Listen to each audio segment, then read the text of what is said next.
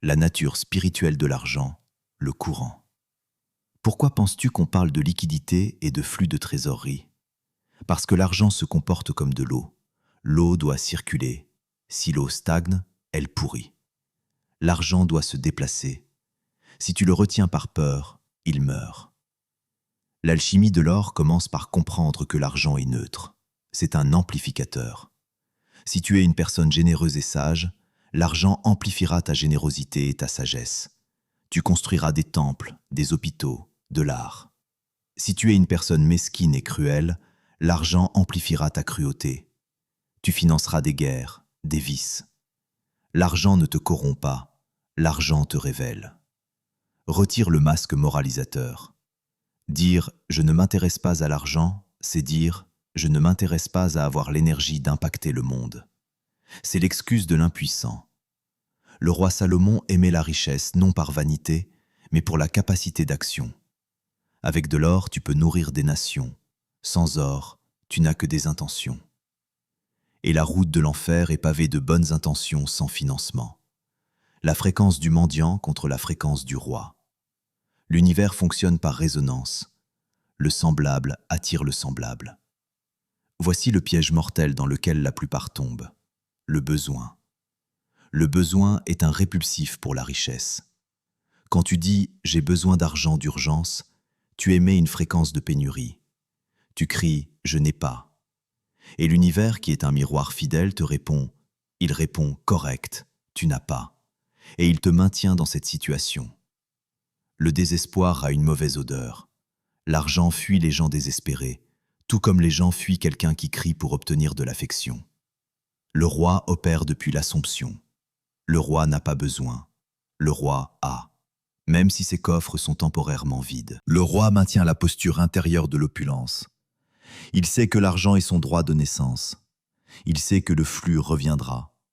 Il ne poursuit pas l'argent en courant après lui.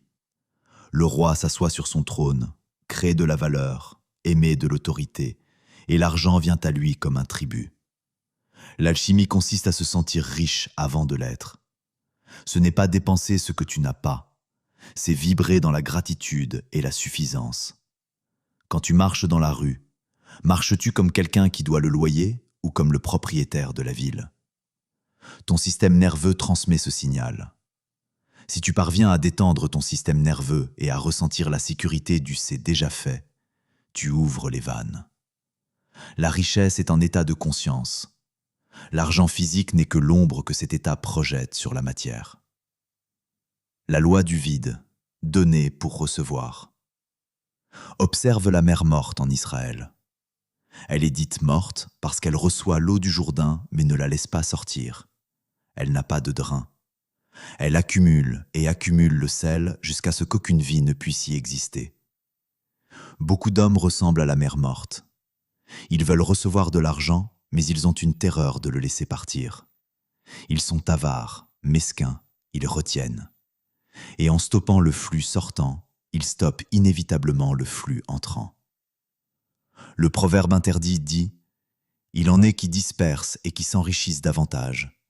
Et il en est qui retiennent plus qu'il ne faut, mais c'est pour leur appauvrissement. » C'est de la mécanique des fluides.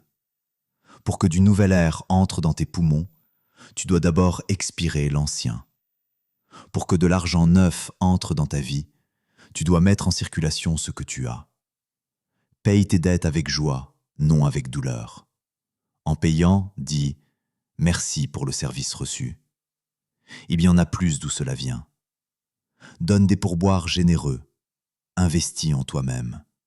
Achète de la qualité, non des objets bon marché. Quand tu dépenses avec la conscience du roi, tu dis à l'univers « Je fais confiance au flux. Je n'ai pas peur d'être laissé vide parce que je suis la source. Le vide que tu crées en donnant, l'univers se hâte de le remplir avec davantage d'or. La peur du vide est la marque de l'esclave. L'amour du vide fertile est la marque du mage. »